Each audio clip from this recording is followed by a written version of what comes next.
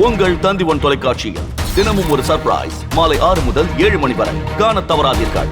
இன்று நாம பார்க்க போற ஒரு மிக முக்கிய நிகழ்வுக்கு முன்னாடி ஒரு காட்சியை பார்த்து விடுவோம்.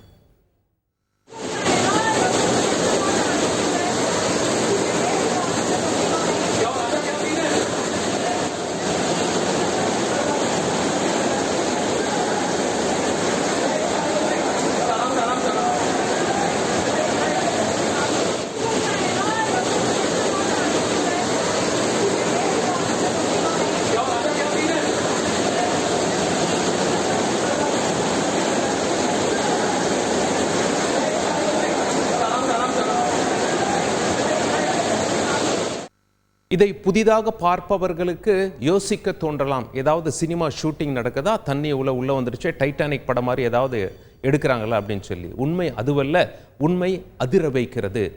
இது டெல்லியில் நடந்த காட்சிகள். இந்த மழை தண்ணீரால் 3 பேருடைய உயிர் போகியிருக்கிறது. ஒருவர் கரண்ட் ஷாக்கிலும் உயிரிழந்திருக்கிறார். அதாவது IAS IPS படிக்க மாணவர்கள் டெல்லிக்கு செல்வது வழக்கம். அங்கே உயிரை குடித்த பயிற்சி மையத்தில் எடுக்கப்பட்ட காட்சிகள் தான் நீங்கள் தற்பொழுது பார்த்தீர்கள். அந்த பயிற்சி மையத்திற்கு உள்ளே எடுக்கப்பட்ட காட்சிகள். இப்போ அந்த பயிற்சி மையத்திற்கு வெளியே எடுக்கப்பட்ட காட்சிகளை பார்த்தா உங்களுக்கு இன்னும் தெளிவாக புரியும். அதை பார்த்துருவோம்.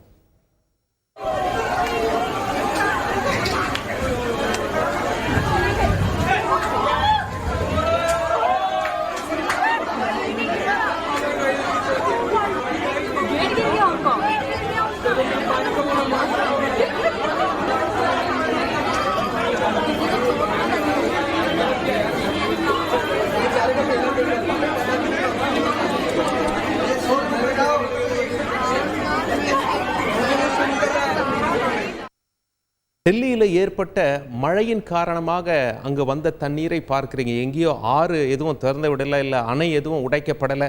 இப்படி இருக்கிற நிலையில் சாதாரண மழை, கொஞ்ச நேரம் அதிகமாக பொழிந்த மழையின் காரணமாக அங்கே அருகில் உள்ள அந்த சேர் நிறைந்த பகுதி, இதெல்லாம் காரணமாக அங்கே தண்ணீர் போவதற்கு வழி கிடையாது. அதனால் தண்ணி சாலைகளில் அப்படி ஓடுற காட்சிகளை பார்க்குறீங்க. இதை நாம் ஏன் இந்த காட்சியை ப்ளே பண்ணோம் அப்படிங்கிறதுக்கு முன்னாடி ஒரு ஜென்ரல் இன்ஃபர்மேஷன் மட்டும் நாம் பார்த்துருவோம். IAS IPS ஆகணும் அப்படிங்கிற ஒரு கனவுல மாணவர்கள்லாம் டெல்லிக்கு சென்று படையெடுப்பது வழக்கம். எப்படி நீட் கோச்சிங் சென்டர் எங்கே பார்த்தாலும் இப்போ வந்து போச்சோ, அதே மாதிரி IAS IPS கோச்சிங் சென்டர் ரொம்ப வருஷமாக இருக்கிறது. மாணவர்களுக்கு ஒரு நம்பிக்கை, எப்படியாவது தலைநகர் டெல்லியில் போய் அங்கே கொடுக்குற பிரமாதமான கோச்சிங்கில் நாம் படிச்சிடணும் அப்படின்னு சொல்லி. அந்த வீதிகளில் நீங்கள் நடந்து பார்த்தீங்கன்னா, நான் போயிருக்கேன் டெல்லி போகும்போது, அந்த வீதிகளில் நடந்து பார்த்தீங்கன்னா அவர்களுடைய நிலைமை, மாணவர்களுடைய நிலைமை பரிதாபமாக இருக்கும்னா, இவ்வளவு மாணவர் கூட்டம் இங்கே இருக்கிறார்களே, இந்த கூட்டத்தில் எப்படி அவர்களால் நிம்மதியாக படித்து பாஸ் செய்ய முடிகிறது என்று நம் ஆச்சரியத்தோடு பார்த்து கொண்டே அந்த வீதிகளில் நமக்கு நடக்க தோன்றும். அது போன்ற ஒரு வீதிகளில் தான் அந்த மழை நீரை நீங்கள் பார்க்குறீங்க. அதனால் மாணவர்கள் டெல்லிக்கு சென்று படித்து விடுவது வழக்கம். ஃபீஸ் எவ்வளோ அப்படின்னு சொல்லி கேட்டிங்கன்னா, சுமார் 1.5 லட்சம் 1.25 லட்சம் வெறும் 10 மாதத்துக்கு மட்டும் மாணவர்களிடம் அவ்வளவு ஃபீஸ் வசூலிக்கிறார்கள் பல பயிற்சி மையங்கள். எந்த டிகிரியும் தரப்போகிறதில்ல. இது ஒரு கோச்சிங் சென்டர் தான். 10 மாதம் அங்கே படிக்க போகிறாங்க, வரப்போகிறாங்க. இது தவிர அவங்க தங்குவதற்கான செலவு, மற்ற செலவுகள்லாம் தனி. எவ்வளவு பணம் இதில் விளையாடுகிறது என்பதை நீங்கள் புரிந்து கொள்வதற்காக இந்த தகவல். சரி, இப்படியாக இருக்கையில் என்ன ஆச்சு, எதனால் அந்த வீடியோ ப்ளே பண்ணோம் அப்படின்னு சொல்லி கேட்டிங்கன்னா, 4 மாணவர்கள் உயிரிழந்திருக்காங்க. உயிரிழந்த மாணவர்களில் இந்த மாணவியும் ஒருவர் என்பது குறிப்பிடத்தக்கது. வெவ்வேறு மாநிலத்தை சேர்ந்தவங்க உயிரிழந்திருக்காங்க. அதாவது என்ன ஆச்சுன்னு பார்த்தீங்கன்னா, இப்படி ஒரு IAS சென்டர் ஒன்று இயங்குகிறது, ரொம்ப பிரபலமானது. அது பேர் தெரிஞ்சுக்கணுன்னா நீங்கள் இன்டர்நெட்டில் போட்டிங்கன்னா பேரெல்லாம் வந்துடும். அந்த IAS சென்டரில் பேஸ்மெண்ட்டில் அவங்க உண்மையிலேயே எதற்காக பர்மிஷன் வாங்கியிருக்காங்க அப்படின்னு சொல்லி கேட்டிங்கன்னா, சாதாரணமாக இந்த மாதிரி பேஸ்மெண்ட்லாம் இருக்கும்போது முனிசிபல் பெர்மிஷன் கொடுக்கணும், ஃபயர் டிபார்ட்மெண்ட் பெர்மிஷன் கொடுக்கணும். அங்கே எதற்காக பெர்மிஷன் அப்படின்னு சொல்லி பார்த்தீங்கன்னா, வாகனங்கள் நிறுத்தலாம், ஸ்டோர் ரூமாக பயன்படுத்தலாம். ஆனால் இதையும் தாண்டி அவர்கள் என்ன செஞ்சுட்டாங்கன்னா, பெர்மிஷன் வாங்கும்போது அப்படி வாங்கிட்டு வாகனங்களையும் நிறுத்தலை, ஸ்டோர் ரூம்லையும் பயன்படுத்தலை, மாணவர்களை நிறைய சேர்த்துட்டு அதை லைப்ரரியாக மாற்றிட்டாங்க. அங்கே மாணவர்கள் போய் படித்து கொண்டிருக்காங்க. சுமார் 20 பேர் அந்த லைப்ரரியில் பேஸ்மெண்ட்டில் படித்து கொண்டிருக்கிறார்கள். மழை அதிகமாக வந்தது, மழை தண்ணீர் தப்பிக்க வழி இல்லை. டெல்லியில் அந்த சாலைகளில் திபுதிபுவென இந்த கோச்சிங் சென்டரில் பேஸ்மெண்ட்டுக்குள் வந்து விட்டது. மாணவர்கள்லாம் அங்கே என்ன சொல்கிறாங்க அப்படின்னா, அங்கே உள்ளவங்க இது பயோமெட்ரிக் டோர். பயோமெட்ரிக்னா என்ன? கை விரல் ரேகைகளை நீங்கள் பதிவு செய்தால் கதவு திறக்கும். இல்லைன்னா சில இடங்கள்ல அந்த ஐடி கார்டு ஆக்சஸ் டோர் இருக்கும், அந்த ஆக்சஸ் கார்டு ஐடி கார்டு வச்சிங்கன்னா கதவு திறக்கும். மழை தண்ணியெல்லாம் உள்ளே வந்ததுனால அது சரியாக வேலை செய்யலை அப்படின்னு சொல்கிறாங்க. சுமார் 20 மாணவர்கள் தத்தளித்து விட்டார்கள். எந்த அளவிற்கு தண்ணி வந்துருச்சு தெரியுமா? சுமார் 12 அடிக்கு தண்ணி வந்துருச்சு. மாணவர்களை விட 2 மடங்கு அதிகமாக தண்ணி வந்துருச்சு. 17 பேர் தப்பித்து விட்டார்கள். 3 பேர் சிக்கி கொண்டார்கள், உயிரிழந்து விட்டார்கள். மீட்பு படையெல்லாம் வந்து சில மணி நேரங்களுக்கு பிறகு 3 பேருடைய உடல்களைத்தான் எடுக்க முடிந்தது. IAS IPS ஆக வேண்டிய கனவில் வந்த மாணவர்களை உடல்களை மட்டும்தான் எடுக்க முடிந்தது. பெற்றோர்கள்லாம் பதறிட்டாங்க. இந்தியாவையே இது நடுங்க செய்து விட்டது. என்னடா இது, டெல்லியின் நிலைமை எப்படி இருக்கு அப்படின்னு சொல்லி அந்த காட்சிகளை நாம் பார்த்து விடுவோம்.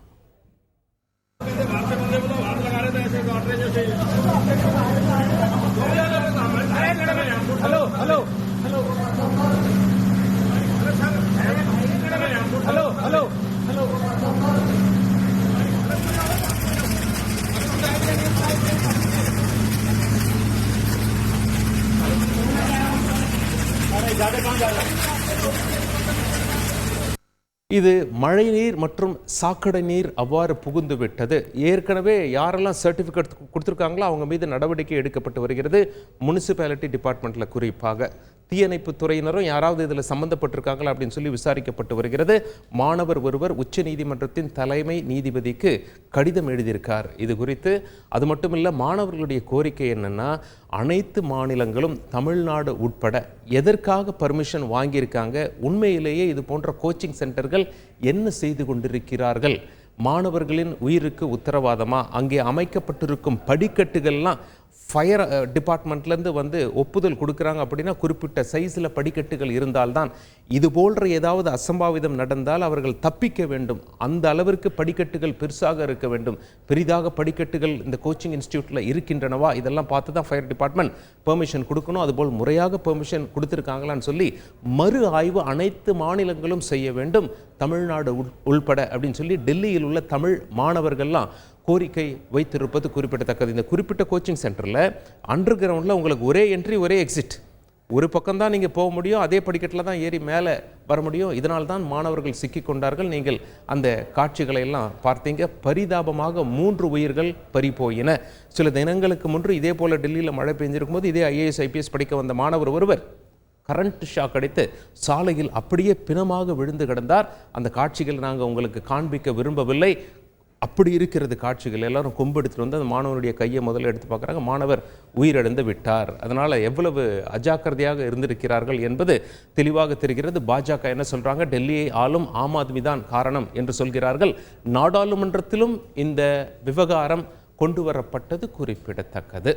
உங்கள் தந்தி ஒன் தொலைக்காட்சியில் தினமும் ஒரு சர்ப்ரைஸ் மாலை 6 முதல் 7 மணி வரை காண தவறாதீர்கள்.